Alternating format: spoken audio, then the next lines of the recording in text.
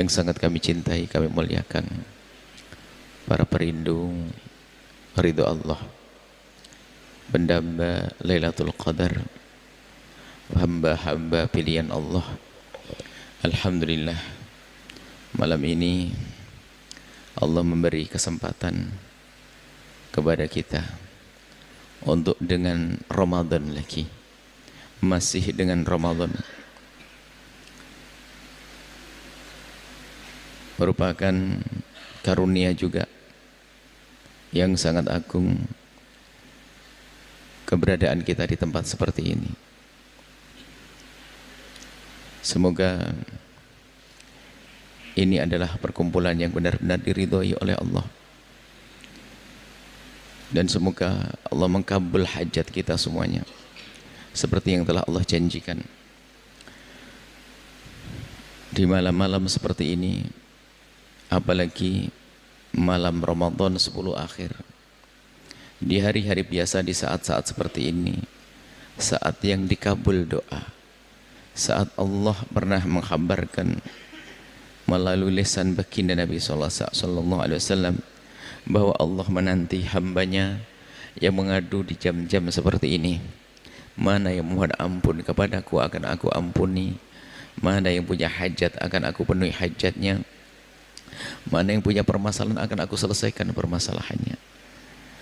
Maka di jam-jam semacam ini, ayo kita banyak mengadu kepada Allah, memohon kepada Allah. Akan tetapi pemohonan yang diterima itu adalah permohonan yang penuh dengan kekhusyuan, dengan penuh kesadaran. Kalau memohon kita tidak khusyuk, tidak sadar, itu bukan memohon, bukan sebuah permohonan dan bukan sebuah doa. Doa itu harus dengan penuh kesadaran, menyadari kita lemah lalu kita minta kekuatan. Ya Allah, berikan pada kekuatan. Menyadari kita fakir, minta kecukupan. Akan tapi kalau kita membaca doa atau memanjatkan doa sepanjang apapun, tapi kalau tidak dengan kesadaran, kalau kita punya hajat dan Allah Maha tahu yang ada di hati kita, ya tidak akan dikabul oleh Allah. Seperti kalau kita menghadap kepada manusia, sama-sama makhluk, kita minta kepada orang tersebut, tapi kita tidak menyadari permintaan kita. Ngomong kita tidak kita sadari. Mungkin orang itu akan bertanya, kamu minta apa? Dia bingung karena dia nggak sadar dia harus minta apa. Hanya ngomong saja, aku datang ke sini ini, tidak ada pun kesadaran. Maka tidak akan dikabul oleh orang tersebut. Kemudian kita minta tidak menunjukkan ketawaduan kita, sambil tolah-toleh, Pak minta uang Pak, tidak menunjukkan kita punya hajat, dan tidak menunjukkan, dan kemudian tidak meyakini kalau orang tersebut akan memberi, maka tidak akan dikasih. Apalagi dengan dugaan gini, alah model kamu Pak nggak kira bakal ngasih ke saya. Kita minta sama seseorang, tapi kita sudah menduga atau bahkan ngomong belum apa-apa mengatakan, orang model kamu nggak akan ngasih ke saya. Kemudian kita minta, dia akan marah. Itu sesama manusia yang satu pangkat. Maka dengan Allah yang kita ini ada sebagai seorang hamba, dan Allah adalah sang Khalik, sang pencipta, tentu harus lebih dari itu adab kita. Makanya doa itu dengan penuh kesadaran, namanya khusyuk dalam memohon. Khusyuk dalam memohon. Maka untuk khusyuk dalam memohon, inilah yang kita lakukan selama ini. Menyadari kekurangan kita, kekurangan urusan dengan Allah. Lalu setelah itu kita ngadu, ya Allah aku kurang dalam hal ini. Urusan dengan sesama manusia, orang tua, kita ngadu kepada Allah. Baru itu khusyuk dalam berdoa. Kalau kita tidak merasa melarat, tidak merasa lemah, mengadu kepada Allah agar diberi kekuatan, ya enggak dikasih, sombong kita. Sehingga inilah perlunya kita menghadirkan renungan terus setiap saat, tidak ada hentinya. Dan harapan kami kegiatan ini akan Anda lakukan terus setiap hari. Pastikan Anda punya waktu untuk merenung. Dan kalau bisa Anda membuat catatan, malam ini aku akan merenung tentang urusanku dengan orang tuaku yang serius, sampai Anda mengucurkan air mata. Anda besok dengan saudaraku terus menghadirkan renungan, diasah terus bolak-balik, bolak-balik, bolak-balik, maka dari renungan yang dalam itulah menghantarkan panjatan doa yang khusyuk. Karena doa kita atas dasar renungan, ya Allah urusanku dengan ibuku, ya Allah urusanku dengan hartaku, dan seterusnya dan seterusnya. Baik, kemudian untuk dikabul doa adalah dengan penuh kesadaran kalau kita memohon, kemudian juga dengan penuh keyakinan kalau Allah itu maha pemberi. Memohon ampun juga, Allah maha pengampun. Maka ada lagi, ini kita lanjutkan, tidak boleh menjadi orang yang putus asa. Malam ini kita akan bahas masalah ini. Sejelek apapun kita, Allah maha kasih. Dan jangan ada yang mengatakan terlalu banyak dosaku kayaknya nggak diampuni oleh Allah. Nggak boleh. Sebesar apapun kesalahan kita, kalau kita memohon ampun kepada Allah, Allah akan ampuni, asalkan kita serius. Pengampunan Allah lebih agung daripada dosa-dosa kita, lebih besar, lebih banyak. Akan tapi jadi masalah, benarkah kita sudah menyadari kesalahan kita yang pernah kita lakukan? Menyadari, sebab syarat tobat itu kan harus sadar bahwasanya dia berdosa. Menyadari dia berdosa, tapi setelah menyadari dia berdosa, harus kemudian berharap Allah maha pengampun. Allah bisa mengangkat siapapun, ya. Jangan sampai ada setelah ini mengatakan aku orang rendah, terpuruk, nggak bisa maju, nggak bisa besar, nggak bisa menjadi mulia. Tidak boleh. Sebab putus asa itu adalah iblis. Iblis itu putus asa. Iblis itu putus asa. Setelah dia dikeluarkan dari surga, dia bukan berusaha untuk kembali minta surga, nggak ada permintaan surga. Putus asa, dia mengatakan aku sudah begini, mau gimana lagi. Makanya putus asa menjadi dosa gede, nggak berharap kepada Allah. Maka kami sampaikan, sejelek apapun kita, sekotor apapun kita, segera bergegaslah menuju Allah. Allah maha kasih, Allah yang akan membersihkan kita. Jangan menunda, dan jangan menunda esok hari. Di saat Allah memberikan kepada kita kerinduan untuk melakukan kebaikan, tolong jangan ditunda. Khawatir itu tidak kembali lagi. Karena setelah kita menghadirkan renungan selama hampir 10 hari lebih ini, tentu ada hal-hal baik yang datang kepada hati kita. Kerinduan melakukan kebaikan, tolong jangan ditolak. Itu namanya ba'ith. Allah mengirimkan ke hati seorang hamba kerinduan melakukan kebaikan, tinggal kita sambut atau tidak. Kalau tidak kita sambut, akan hilang itu nanti. Setelah itu dia akan kembali lagi mungkin. Makanya apa sih kebaikan yang ingin kita lakukan? Langsung wujudkan, berusaha kita wujudkan. Kita wujudkan apa? Menyambut apa yang Allah kirim ke hati kita, kerinduan melakukan kebaikan. Termasuk tadi yang katanya banyak dosa, banyak maksiat dan sebagainya, lalu ingin kembali kepada Allah, segera. Dan jangan nunda esok hari, secepatnya. Sejelek apapun kita, ketahuilah Allah maha kasih. Ini adalah jangan putus asa, siapapun Anda. Dan jangan sampai ada berkata, oh saya memang dari keluarga nggak baik, orang jelek, nggak bisa menjadi baik, nggak bisa menjadi mulia. Nggak boleh. Kalau bicara tentang ada orang yang sangat jelek, bayangkan, hidupnya memusuhi Nabi, targetnya memenggal leher Nabi, membunuh baginda targetnya. Akan tapi kalau sudah mendapatkan hidayah dari Allah, menjadilah dia Sayyidina Umar bin Khattab. Jangan menyerah. Ada orang yang mungkin banyak dosa, banyak salah, tapi kalau putus asa, dia adalah kawannya iblis. Allah maha pengampun, Allah akan mengangkat derajat Anda. Yang menjadi mulia adalah orang yang sadar tadi, insyaf, ya. Jadi jangan sampai ada yang putus asa di antara kita. Semuanya bisa menjadi istimewa di hadapan Allah, dan semua akan menjadi orang yang mulia, menjadi orang yang diterima oleh Allah Subhanahu wa taala. Ini adalah agar kita putus asa. Setelah ini kalau ada gerakan atau lintasan-lintasan kebaikan, tolong segera disambut. Saya ingin berderma, keluarkan. Saya ingin datang ke ibu silaturahmi. Saya ingin minta maaf, jangan ditunda. Itu namanya ba'ith, kiriman Allah. Semacam ilham kemuliaan, digerakkan hatinya. Imam Hadar menyebutkan adalah ba'ith, dan itu akan selalu ada. Dan jangan ditunda. Kalau ditunda tidak kembali lagi. Sampai dikatakan suatu ketika ada seorang laki-laki soleh, orang baik, itu hampir menghindar dari hal yang makruh, tidak mau ngomong di toilet. menjaga untuk tidak ngomong waktu buang air. Suatu ketika di dalam toilet dia teriak manggil anaknya, "Wahai anakku, sini nak, sini nak, sini nak, sini nak." Anak-anaknya itu kaget. Ayah itu tidak pernah berbicara di toilet. Kenapa kok tiba-tiba ngomong di toilet? Ada apa? Apakah ada kecelakaan atau bagaimana? Atau ada ular? Anaknya datang, "Ada apa ayah? Ada apa ayah? Ada apa ayah?" Rupanya sang ayah di dalam berkata, "Nak, waktu aku duduk di tempat ini terlintas di hatiku, Abah ingin mendermakan uang Abah yang ada di tempat ini, di lemari ini. Tolong cepat ambil sebelum hatiku berubah." Takut berubah.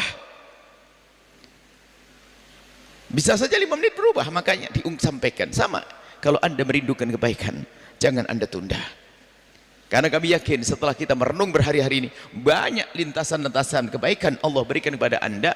Dan itu termasuk bagian Lailatul Qadar, bisa jadi itu. Maka jangan ditolak. Bagian daripada yang kita dapatkan di malam-malam mulia, maka jangan ditolak. Segera Anda memulai kebaikan tersebut. Termasuk meminta maaf. Jangan sampai ditutupi dengan gengsi Anda lalu tidak minta maaf. Ini, jangan menjadi orang putus asa dan senantiasa berharap kepada Allah Subhanahu wa taala.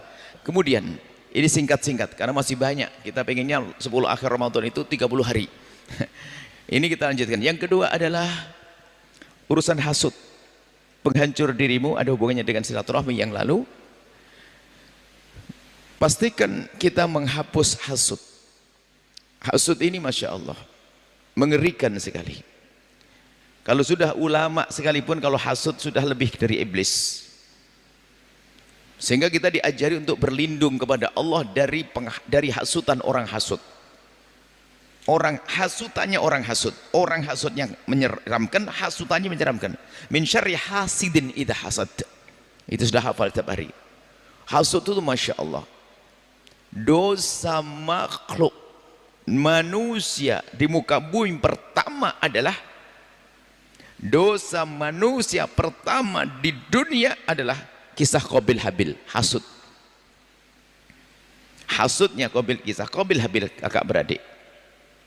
Yang satu menghasut kepada saudaranya, nggak terima dengan apa yang Allah berikan tentang pasangannya dan seterusnya. Hasud adalah kebusukan. Mari kita tengok diri kita sendiri. Pokoknya gini deh, kita tahu ini umat Nabi Muhammad, ponakan kita, saudara kita, tetangga kita, umat Nabi Muhammad sallallahu alaihi wasallam. Ini kalau tidak kita benahi, hasud ini akan berlaku kepada saudara sekalipun. Orang alim pun kalau sudah hasud, hilang ilmunya. La hasadaka hasadil ulama. Orang alim hasud, hancur, kayak tidak punya ilmu. Musuhan dengan ustadz. Kita mulai dari ustadz. Hasud itu tidak senang ada orang mendapatkan satu kebaikan. Berarti dia orang gak ikhlas pasti. Ustadz, ada ustadz lain, dia sukses dengan dakwahnya, dia punya pesantren, muridnya banyak. Lah kok saya tidak senang? Kan aneh sekali. Bukankah dengan keberadaan ustadz ini akan semakin berkembang dakwah, lalu umat menjadi selamat? Lalu kenapa saya marah? Kebusukan di hati. Kebusukan di hati. Tetangga membangun rumah lalu kita tidak senang. Kenapa? Itu karunia dari Allah. Sampai dikatakan orang hasud itu nyalahkan Tuhan. Seolah-olah berkata begini, "Ya Allah, salah engkau ya Allah, kenapa kau beri rezeki dia, mestinya aku ya Allah." Dan halus sekali penyakit hasud ini. Hasud ini halus sekali. Pokoknya kalau Anda merasa tidak senang dengan karunia yang Allah berikan kepada saudaraan, kepada orang lain, kepada orang, maka ketahuilah ada hasud di hati kita. Dan itu nanti akan berkembang hasud ini. Sehingga bukan saja kepada dia, orang yang selama ini kita hasud, nanti akan berkembang. Permasalahan di hati kita. Hasud, tidak senang orang mendapatkan nikmat. Tidak senang orang mendapatkan kebaikan. Dan hasud kelas tinggi, hasudnya para ustadz, ya Allah. Bukan hasudnya seorang tujar pedagang, tidak. Pedagang itu kalau hasut-hasutan itu bisa saja karena kepentingan bersama, misalnya untuk beli belanjaan karena nggak punya duit, bisa gabungan. Ayo kita beli sana, mau lagi murah. Bisa bergabung. Kalau pedagang hasut gampang ketemu. Tapi kalau ustadz dengan ustadz usrem, ini yang hancur umat. Yang jelas hasut adalah satu akhlak yang jelek dan dibenci oleh Allah Subhanahu wa taala. Dan disinilah kehancuran kisah Qabil Habil, itu adalah karena hasud. Sekarang tengok urusan kita dengan siapapun. Kalau ada teman naik pangkat kok kita gelisah, maka ketahuilah ada hasud di hati kita. Mesti ingat bersyukur kok.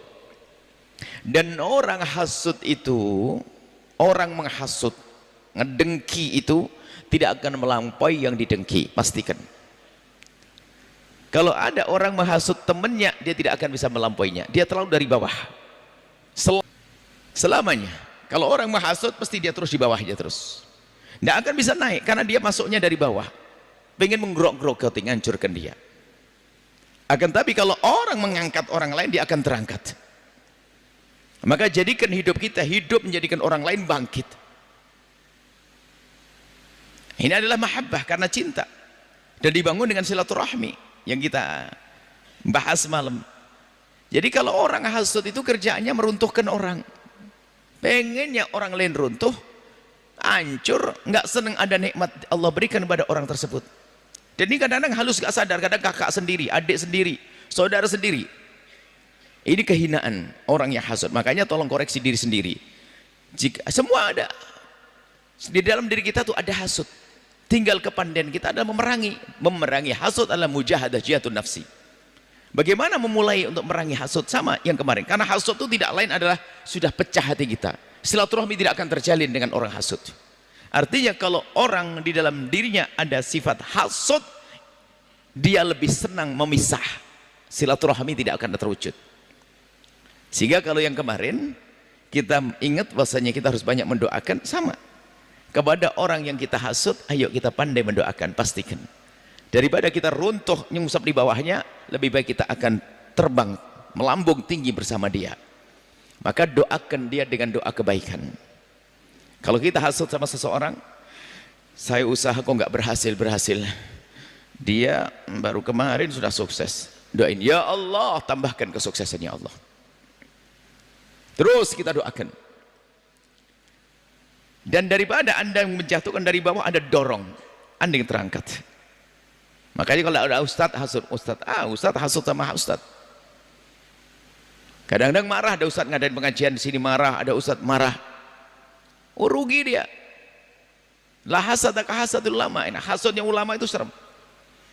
Maka kalau ada ustadz hasud sama ustadz lain, pertama banyak doa. Ya Allah, semoga ustadz itu, ya Allah, ustadz kampung sebelah ini, semoga kau beri kemakmuran rizkinya, pesantrennya besar, pondoknya ini.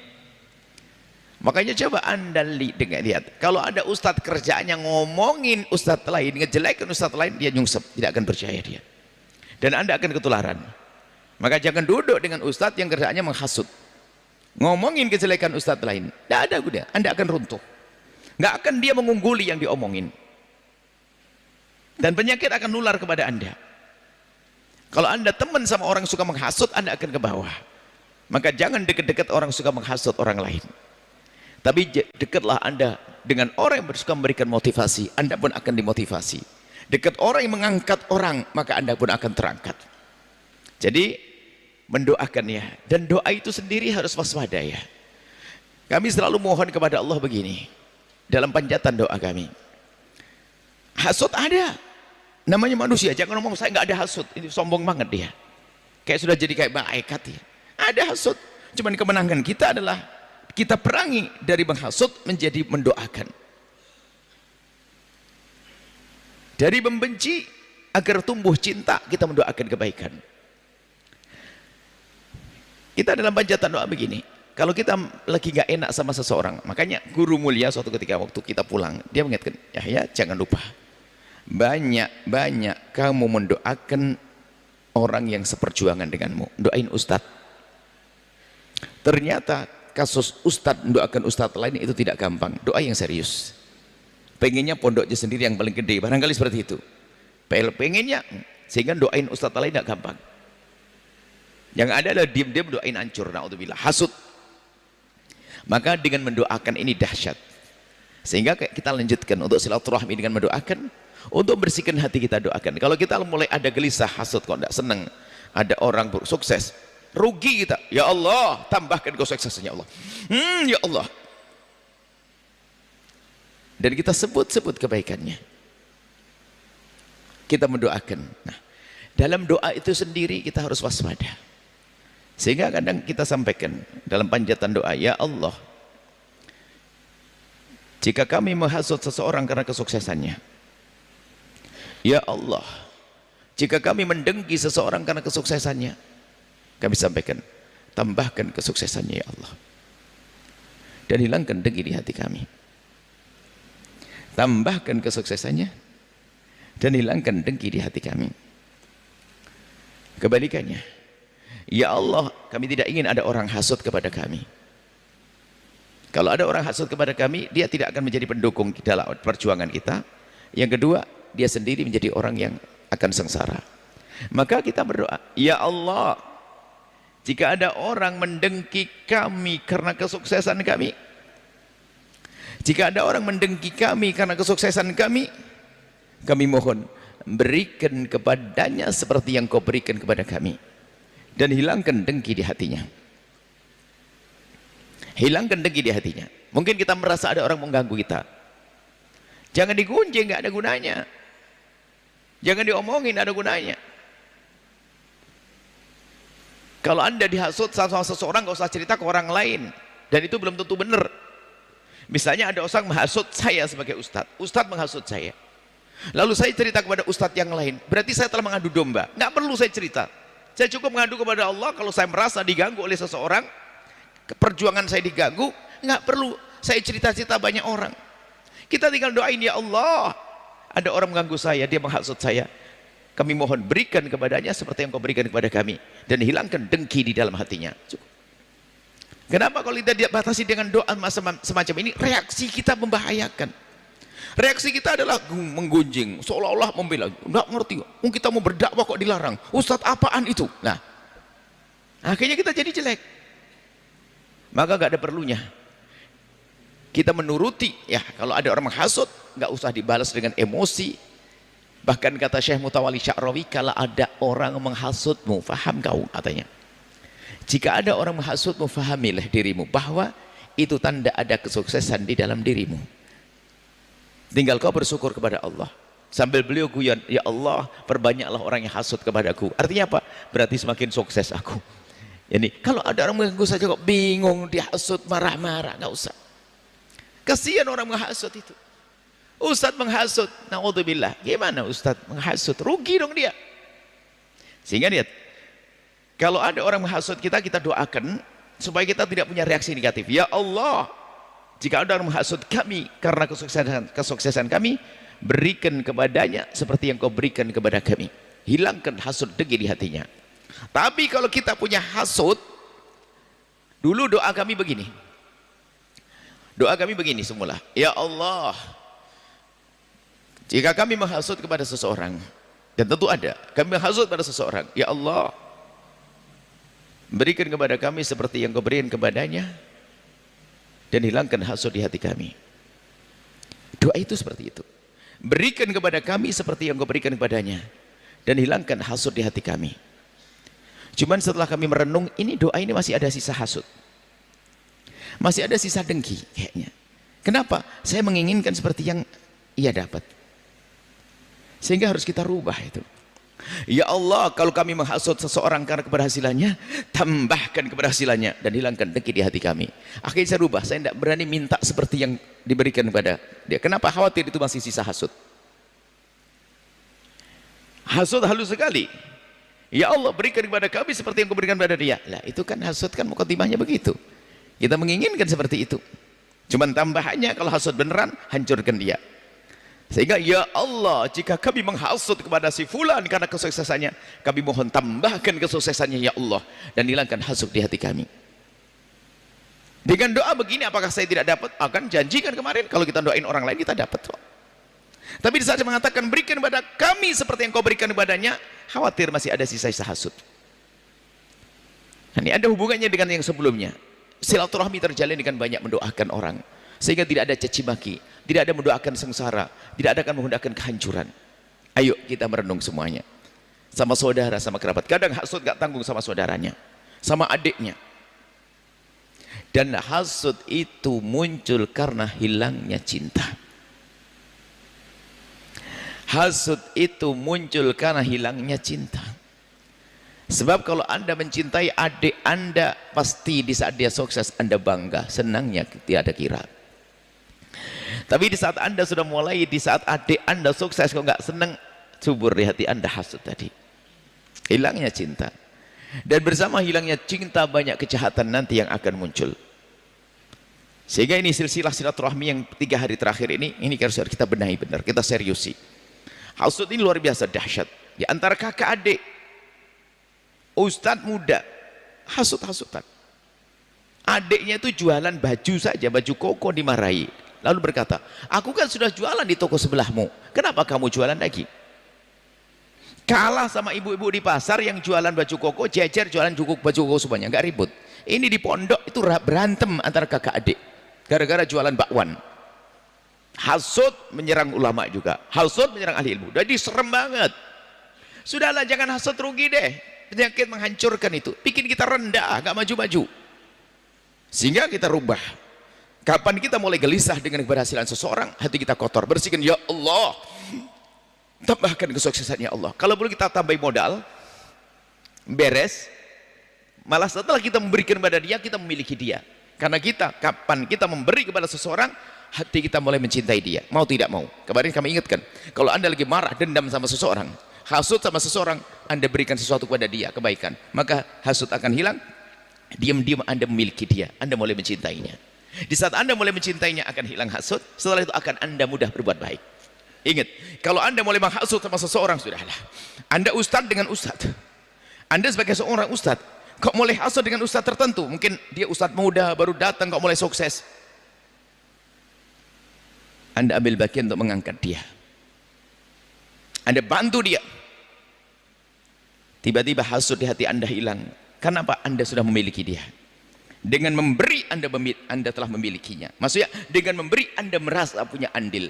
Dengan memberi Anda merasa memilikinya. Dengan memberi akan tumbuh cinta. Jadi menumbuhkan cinta itu memberi, bukan mengambil. Anda memberi. Kalau Anda ganjel sama orang, coba kalau Anda lagi marahan sama orang, sudah ngedumel sama orang, Anda transfer uang ke dia, Anda kasih hadiah kepada dia, hakikat. Kalau nanti nggak berubah tak ganti. Karena ini perlu mencoba. Kalau saya lagi marah dengan adik saya, kakak saya, saudara, jangan ngomong-ngomong, transfer sering, seminggu saya karena uang, bismillah, ya Allah, bismillah. Tiba-tiba Anda, untung-untung Anda dengan besar-besaran, adik, Allah, saya kurang ajar banget adikku tuh, ya Allah. Anakmu 2 sekolah biar saya tanggung, bismillah, karena Allah. Modalmu saya tambah. Setelah itu akan hilang. Begitu tahadu tahabu, resep dari Nabi. Kalau engkau menghadiahkan akan muncul cinta di hatimu. Kalau kita menghasut sama seseorang, sudah jangan dituruti dengan gunjingan. Menghasut ditumpangi dengan gunjingan. Kalau sudah nggak cocok sama seorang, ngomongin tuh, tahu ndak itu ustadz itu kurang ajar dia, berani-berani masuk ialah sini. Bukankah kita sudah mulai dakwah? Ada apa dia dakwah sini? Kalau memang dia benar kan tinggal bergabung dengan kita. Ngapain dia ngadain dakwah sendiri? Loh, gitu. Orang dakwah suka-suka dengan cara masing-masing. Tapi kalau kita cerdas, jika saya ustadz, kok ada ustadz berdakwah, berarti wah lumayan, dia meringankan beban saya, lumayan. Daripada saya mikul 20 kilo, diambil 5 kilo, lumayan. Kan begitu seharusnya. Tapi gue lihat dunia hasud luar biasa, serem. Kisah Qabil Habil. Dan terus hasud iblis kepada Nabi Adam. Hasud juga terus sebetulnya memunculkan kesombongan. Hasud iblis tuh. Kenapa kok suruh sujud ke Adam? Adam tuh tidak melakukan kesalahan kepada iblis, nggak ganggu iblis, nggak ngambil anunya iblis, nggak ada. Aneh orang hasud itu. Maka jangan sampai ada di hati kita hasud. Koleksi diri Anda sendiri, nggak usah nengok orang lain. Kenapa Anda kok tidak senang tetangga Anda bangun rumah? Kenapa Anda tidak senang teman Anda naik pangkat? Ada apa itu semuanya? Bukankah itu umat Nabi Muhammad? Bukankah dia adalah umat Nabi Muhammad? Mestinya bangga. Dan koreksi diri Anda sendiri. Hasud mengerikan. Selamat tinggal hasud. Nah, obat hasud sama dengan obat dengki benci. Makanya mendoakan itu penting banget. Kita ingin membiasakan dengan doa yang baik. Kemudian setelah Anda biasa dengan panjatan doa yang baik, susah mengutuk lesan ini, susah mencaci lesan ini, menjadi lesan yang baik. Akhlak Anda pun akan indah. Setiap Anda mungkin marah dengan ya Allah, semoga rizkinya tambah. Padahal kita lagi ngedumel. Ya Allah, semoga rizkinya banyak. Anda istimewa. Ini malam ini kita sempurnakan silaturahmi kita. Hasud jangan sampai ada di hati kita. Kalau ada, ayo kita perangi. Dimulai dengan panjatan doa, kemudian saling memberi hadiah, tahadu tahabu. Memberi hadiah pun, ini kebetulan lebaran begini, memberi hadiah pun juga harus ada kecerdasan. Kalau Anda memberi hadiah, pertama dari rizki yang halal, bersih. Yang kedua, hadiah yang Anda berikan pasti bermanfaat untuk akhiratnya. Dunia iya plus akhirat. Jangan sampai Anda memberikan hadiah kepada seseorang, ternyata malah untuk bermaksiat. Ada baju bagus, Anda beli baju diskon. Baju perempuan, Anda hadiahkan kepada sepupu di kampung. Rupanya baju setengah badan yang Anda beli. Berarti Anda mengajari dia pakai baju tidak menutup aurat. Padahal hadiah itu. Tapi hadiah menjerumuskan. Anda mungkin memberikan alat elektronik yang biasa digunakan untuk jauh dari Allah. Apapun bentuknya. Anda hadiahkan kepada orang di kampung, adik Anda di kampung, Anda merusak dia. Pastikan hadiah yang Anda berikan, ayo diralat kembali. Yang sudah terlanjur beri hadiah dibatalin deh. Jangan Anda merusak orang lain. Pastikan hadiah yang Anda berikan bukan sekedar dia senang. Dia senang dan ini akan bermanfaat untuk dia.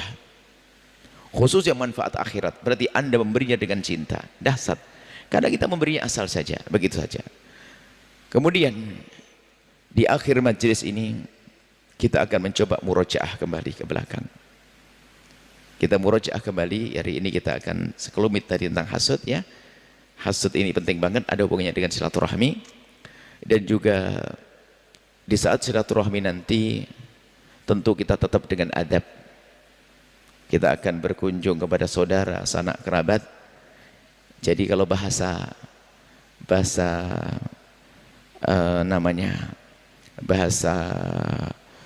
orang yang mendekatkan diri kepada Allah itu begini. Bulan Ramadan, bulan kita dengan Allah. Hablum minallah. Bulan Syawal adalah bulan kita sesama manusia. Sempurnalah kita menjadi orang yang baik kepada Allah dan baik kepada manusia. Tapi jangan lupa, jangan sampai kebaikan kita kepada Allah yang kita bangun selama 1 bulan, ternyata di saat kita ingin dekat dengan sesama manusia, kita rusak hubungan dengan Allah. Silaturahmi enggak sholat, melakukan keharaman, safarnya dosa maksiat terus. Sebab hari raya ini peluang untuk bermaksiat juga. Ya, ini kan bahaya sekali. Maka pastikan di saat kita merayakan hari raya adalah juga dengan sesuatu yang disyariatkan oleh Allah Subhanahu wa taala, khususnya antara laki dengan perempuan harus ada penjagaan, harus ada sopan santun, harus tata krama sesuai dengan petunjuk dari Allah Subhanahu wa taala. Kemudian juga adab tata krama berkunjung, kemudian juga dahulukan yang tua, dan masih banyak insyaallah ya. Yang jelas di saat kita mengadakan silaturahmi, jangan lupa Anda dengan Allah Subhanahu wa taala. Sepanjang Anda silaturahmi adalah benar-benar Anda juga tetap dengan Allah. Kalau bisa kebaikan-kebaikan yang kita lakukan di bulan Ramadan tetap bisa kita lakukan di sana, di dalam silaturahmi. Kegiatan apa saja, biarpun porsinya beda. Kalau Ramadan kita akan sholat tarawih berrokaat-rokaat, paling tidak nanti tetap saja kita salat tapi tidak banyak. Kemudian Al-Quran tetap kita baca, jangan putus sama sekali. Di Ramadan bisa khatam 3 kali, tapi di luar Ramadan juga khatam sama sekali tidak. Ini kan repot. Ini harus ada perubahan. Ramadan ini menjadi lebih baik di luar Ramadan. Baik, kemudian ayo kita kembali ke belakang, wahai para perindu ridha Allah. Kita ulas kembali urusan kita dengan Allah. Ini kajian pertama di sini. Pastikan kita semakin baik dengan Allah. Urusan sholat kita, sudah kita takut dengan riba. Tontonan kita harus dengan Allah seperti apa? Sudahkah kita bisa dan mampu memohon ampun kepada Allah dengan derai air mata karena kesadaran kita yang dalam akan dosa-dosa kita? Urusan dengan Allah. Salat Anda bagaimana? Salat Anda bagaimana? Ingat Allah seperti apa? Ingat Allah seharusnya dalam setiap saat. Sehingga semua gerak-gerik kita punya nilai ibadah. Waktu jaga di toko sudah membiasakan ingat Allah, sambil berzikir menyebut nama Allah. Ingat Allah, dengan Allah. Kalaupun kita punya dosa, segera memohon ampun kepada Allah. Kemudian selanjutnya kita dengan Rasulullah sallallahu alaihi wasallam. Tolong Rasulullah, banggalah dengan akhlak baginda Nabi. Cara makan Nabi, pastikan Anda sudah makan dengan tangan kanan Anda. Sudah hadir majlis sini kok masih pakai tangan kiri adalah keterlaluan. Anda pakai masuk toilet dengan kaki kiri Anda. Kemudian panjatan doa, kedekatan dengan Nabi, akhlak Nabi, kerinduan untuk bertemu dengan Nabi. Ayo, bagaimana urusan kita dengan Rasulullah sallallahu alaihi wasallam? Berselawat kepada baginda. Di saat disebut nama beliau jangan ragu berselawat. Shallu ala Nabi Muhammad. Di saat disebut nama beliau jangan ketinggalan kita untuk membaca salawat. Shallu ala Nabi Muhammad. Indah dengan Rasulullah, melembutkan hati. Yang kasar keras hatinya banyaklah berselawat. Kemudian urusan dengan orang tua. Sudah Anda mulai atau belum? Atau Anda hadir ke sini seperti dengar dongeng? Dongeng itu adalah didengar kemudian berlalu. Sudahkah perubahan pada diri Anda? Bagaimana Anda dengan orang tua Anda? Yang kita jabarkan pada pertemuan yang lalu, lihat. Bakti yang sesungguhnya. Ingat, Anda tidak akan bahagia. Dan Anda akan sengsara. Sengsara di dunia sebelum di akhirat. Kalau Anda menjalani hidup dengan tidak baik atau durhaka kepada orang tua. Bergegaslah memohon ampun. Memohon maaf kepada orang tua. Tidak cukup memohon maaf. Kejahatan selama ini kita lakukan, kita berubah menjadi kebaikan. Jangan menunda, jangan nawar hal ini. Enggak perlu esok, hari ini harus sudah perubahan. Tanyakan diri Anda sendiri. Jangan mau dibisiki oleh iblis untuk menentang orang tua. Awas, hati-hati. Rusak rumah tanggamu, rusak masa depanmu jika menjalani hidup dengan durhaka ke orang tua. Jangan angkat suara. Jangan buka masam kepada orang tua. Hei anak-anak, ngomong sama orang tua cerkat celikit, ngomong kasar, tidak punya adab, mau jadi apa? Jangan buang itu kunci kebahagiaan itu. Orang tuamu. Ingat. Hei anak, dengar nih, orang tuamu. Kita ingat di pondok dengan anak santri. Kalau nasihat cinta kepada Allah, nasihat akhlak kepada Allah, sekali pertemuan kita upayakan selesai. Akhlak kepada Rasulullah, sekali pertemuan. Tapi akhlak kepada orang tua, sampai 5 belum beres. Orang tua, ingat, hei anak. Percuma meniti karir kesuksesan tapi tidak baik sama orang tua, akan dihancurkan. Hancur. Yang lebih serem adalah hancur di akhirat. Ya was, muka masamu hilangkan. Cemberut gak ada gunanya.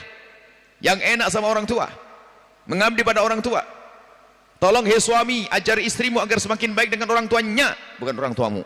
Hei istri, ajari suamimu agar semakin baik pada orang tuanya. Sebab banyak suami istri saling mengganggu.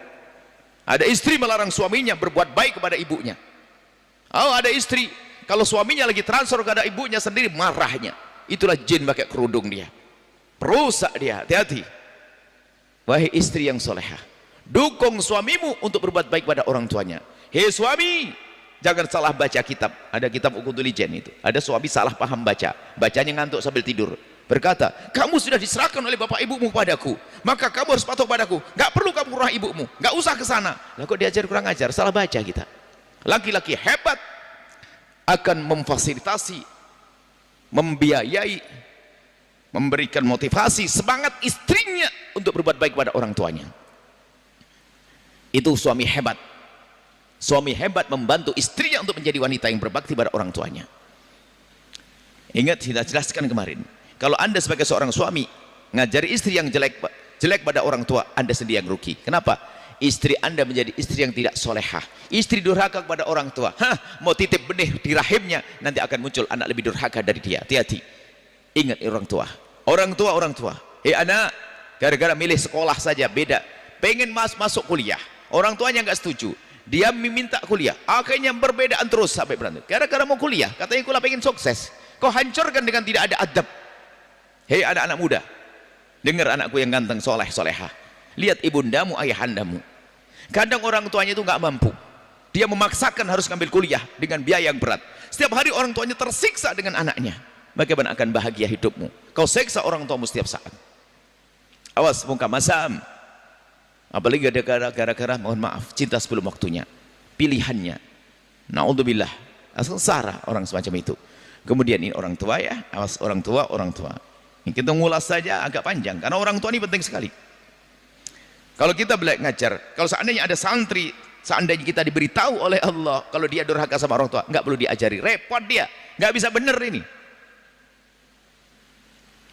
Insya Allah semuanya berdamai ya. Ibundamu, ayahandamu.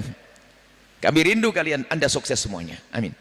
Kami rindu Anda sukses dengan ibunda ayahanda. Sekasar apapun, katanya jahat, katanya orang tuamu. Baik, selesai. Kemudian saudaramu, anak ayahmu, anak ibumu, mungkin anak ayah ibumu sama.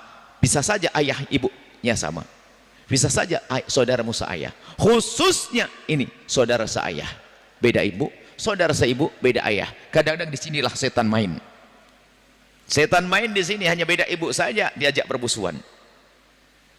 Hati-hati. Beda ayah bermusuhan. Tidak. Selagi masih ada kesamaan ayah saja atau ibu saja, kadang sama ayah ibu, itu saudaramu. Jangan sampai rebutan waris. Yang masih rebutan waris kau mempertahankan sampai hari ini, keras hatinya. Hati-hati. Kelewat Ramadan akan menjadi orang terkutuk seperti yang disabdakan Nabi. Sudah Ramadan beres, sudah masuk Ramadan kok tidak berbenah, hatinya tidak menjadi lebih baik. Tolong saudaramu. Jangan sampai bermusuhan dengan saudara, mutus tali persaudaraan. Awas, hati-hati. Koreksi dirimu sendiri, nggak usah koreksi orang lain. Bagaimana kita dengan saudara kita? Rebutan waris nggak beres-beres, sering umroh, iktikaf di masjid, itu masuk neraka lewat masjid. Hati-hati, tolong koreksi dirimu sendiri. Cepat, jangan ragu, secepatnya. Ini sudah kita bahas pada pertemuan yang lalu. Dengan saudara, ibu. Kemudian selanjutnya,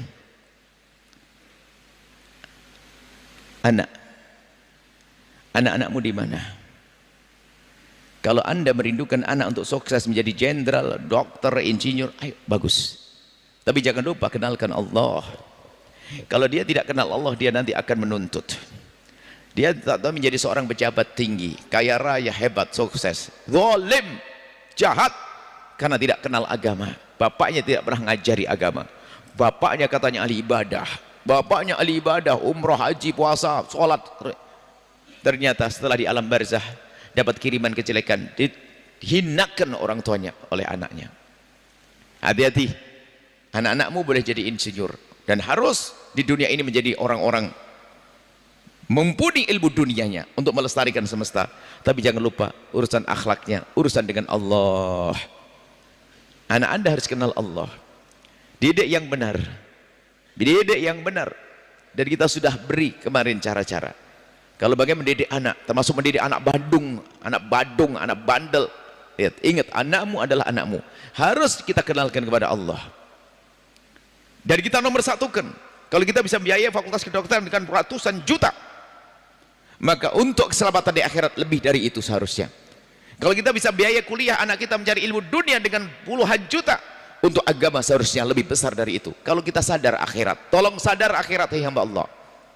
Kita majelis kejayaan, majelis untuk mulia, anakmu. Kami rindu bahasanya nanti mulai dari presidennya, menterinya adalah anak-anak Anda yang telah Anda didik benar. Gak usah jauh-jauh. Di masa yang akan datang, kita perlu juga di kalangan pejabat-pejabat sana adalah orang yang ibunya baik seperti Anda, anaknya anak yang dididik untuk kenal Allah. Sehingga mungkin dia adalah seorang jenderal, ternyata sambil dia memimpin upacara, diam sejenak, sambil apel, ternyata mulutnya bergerak sambil mengulang Al-Qur'annya, berzikir, menyebut nama Allah. Allah indah.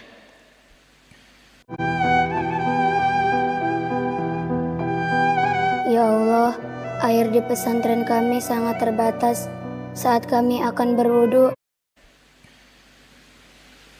Subhanallah, itu anak-anak Anda. Di mana anak Anda, hai hamba Allah, hari ini? Termasuk bagaimana punya anak badung, bandel, bikin kesel, susah diatur. Kemarin sudah kita sampaikan, ada caranya. Tentu tidak akan kita ulang hari ini. Silakan ambil kembali untuk bisa kita murajaah pelajaran yang lalu. Kemudian setelah anak, pasanganmu, kenapa Anda kok ngomong kasar kepada istrimu? Mulai kapan kekasaran menumbuhkan cinta? Hei para suami, kalau suami cerdas nggak akan seperti itu. Suami dungu bikin kesal pasangannya. Apakah bikin kesal itu menumbuhkan cinta? Nggak ada. Menumbuhkan cinta adalah kelembutan perilakumu wahai suami, tutur katamu yang indah, sanjunganmu, maafmu. Kelembutan perilakumu itu menumbuhkan cinta di hati istrimu. Hei istri, ngapain sering cemberut? Mulai kapan cemberut bikin cinta, menumbuhkan cinta? Tapi kenapa cemberut itu adalah model ini? Action yang seorang istri dikit-dikit cemberut. Muka masam. Dia adalah perempuan yang paling bodoh dia. Kenapa? Perempuan itu kan umumnya pengen dandan cantik. Sudah dandan cantik-cantik dicemberutkan mukanya. Coba suruh ngaca. Mana ada cemberut bikin cantik? Cuman kenapa kok jadi hobi? Ini wanita cerdas di belakang. Nggak perlu semacam itu. Bikin indah dengan pasanganmu. Tutur kata yang lembut, pengabdian yang indah dengan pasanganmu. Jangan sakiti dia. Kita rindu semuanya bahagia. Sudah kita sampaikan dalam rumah tangga, biasakan jangan saling merendahkan. Kemudian lembut tutur kata, jangan sampai ada kekerasan di rumah, omongan yang kasar nggak perlu. Kemudian kalau lagi di rumah, maksimalkan perkumpulan pertemuan, jangan sibuk dengan HP-mu. Hei istri yang katanya solehah, hei suami, urusan kantor tunda dulu, jangan sampai dibawa ke rumah. Yang ustadz sekalipun ntar dulu zikir yang laku untuk istri. Mau ketemu istri zikir 2000 sholawat lagi, mau istri baca Quran 3 juz lagi, apa itu? Ya ustadz, pinggirkan dulu itu, ntar dulu hadapi wajah istrimu, menghadap istrimu, diskusi, ngobrol, cengkrama yang indah dengan istrimu. Itu pendidikan Rasulullah. Tolong keluarga yang indah. Kenapa? Kalau sudah keluargamu indah, akan muncul, tumbuh anak-anak di keluarga yang baik ini. Jangan setiap hari berantem. Dosa itu, hai hamba Allah. Nyakiti suami dosa gede, jelekit sama suami dosa gede. Jelekit sama tetangga saja kata Rasulullah la khaira fiha.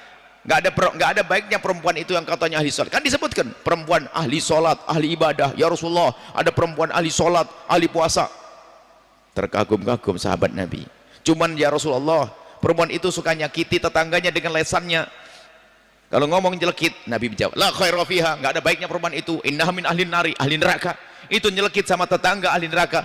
Bagaimana nyelekit sama suami, nyelekit sama istri? Nyelekitnya itu tadi ngomong, nyebut kekurangannya. Ngomong cerkat-cerkit, hei kenapa kamu kurus?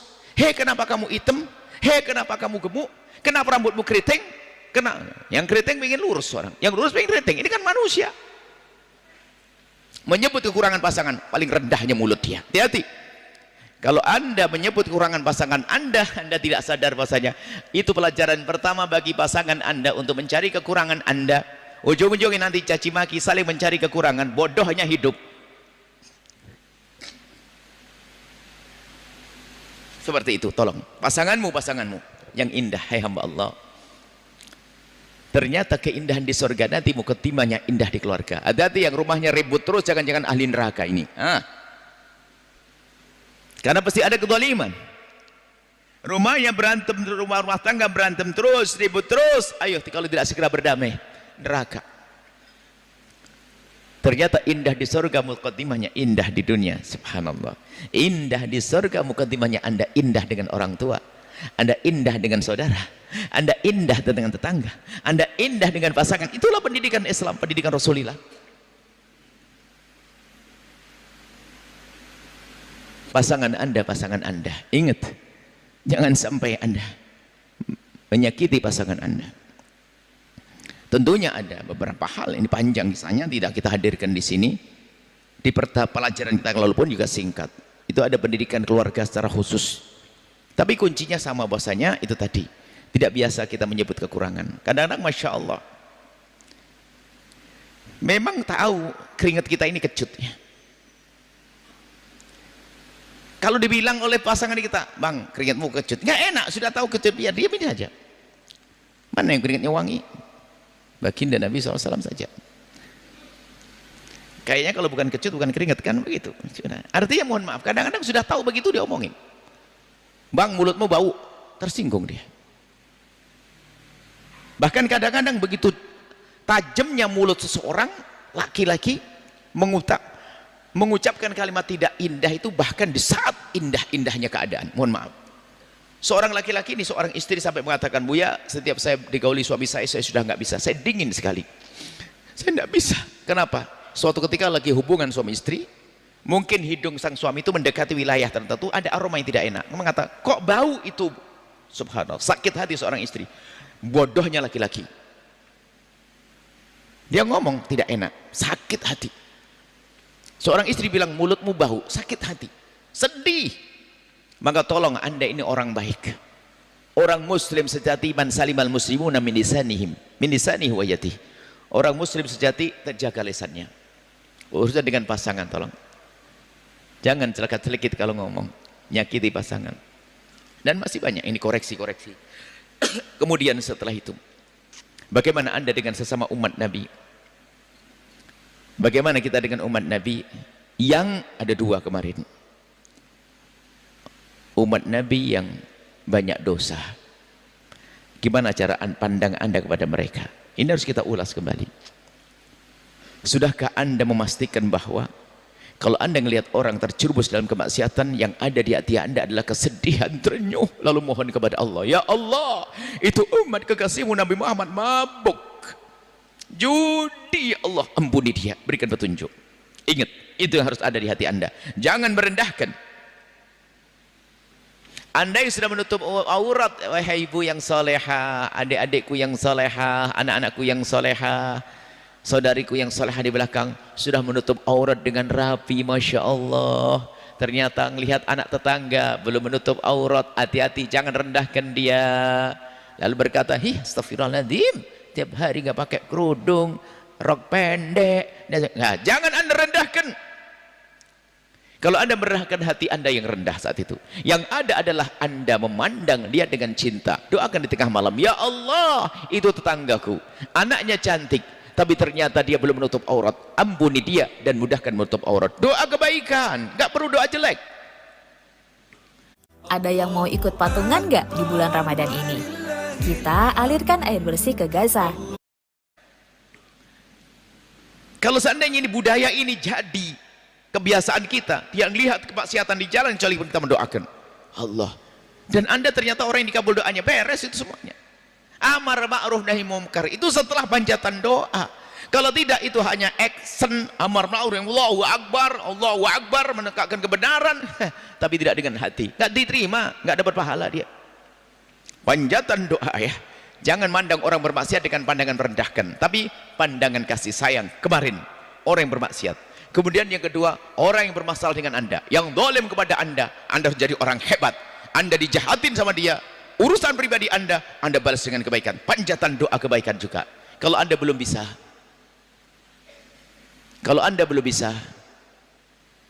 Anda harus usaha lagi. Kalau masih belum bisa, Anda ambil cermin, katakan, kenapa harus ada Abu Jahal di sini? Kenapa harus ada iblis di sini? Kenapa doakan umat Nabi Muhammad kok nggak mau? Ada apa? Sekotor itukah? Kayak Abu Jahal, lihat Nabi gak bisa sayang ke Nabi. Bukan lihat mana, lihat Nabi, percaya kepada Nabi. Abu Jahal ngerti kehebatan Nabi, tapi gak ada cinta di hatinya. Lihat, kalau sudah gak ada cinta, gak akan bisa mengambil. Sama kayak begini nih, kalau di hati kami gak ada cinta kepada Anda, gak akan ilmu tersalurkan kepada Anda. Kalau kita dengan guru kok gak ada cinta, gak akan kita mengambil ilmu. Maka membangun cinta itu penting dalam segala keadaan. Biarpun belajar dengan baginda Nabi, tapi kalau nggak ada cinta akan jadi Abu Jahal. Kayak gini ini kan indah. Ini indah, nggak ada benci di antara kita. Bahkan dengan ketulusan hati seorang yang mendengar, mungkin kami ngomong satu kalimat, dia paham 10 kalimat. Kami memahamkan satu makna, memahami 10 makna. Allah akan beri ilmu yang khusus dengan cinta. Makanya kita perlu bangun keindahan. Apalagi tadi dengan orang-orang dekat dengan kita, sanak kerabat saudara. Dan hari ini juga kita membahas, jangan sampai Anda menjadi orang putus asa, mengatakan memang saya keluarga jelek, mau apa lagi. Tidak, bisa menjadi keluarga mulia. Keluarga kecil, orang biasa, semuanya orang biasa. Ada orang aneh sih nggak ada, semua orang biasa. Tuhan Anda adalah Tuhannya Sayyidina Umar bin Khattab. Tuhan Anda adalah Tuhannya Khalid bin Walid. Bagaimana Anda melihat sejarah kejahatan Sayyidina Umar sebelum masuk Islam? Seremnya Khalid. Orang Khalid pasti menang. Perang Uhud adalah karena pemimpin lawan adalah Khalid bin Walid.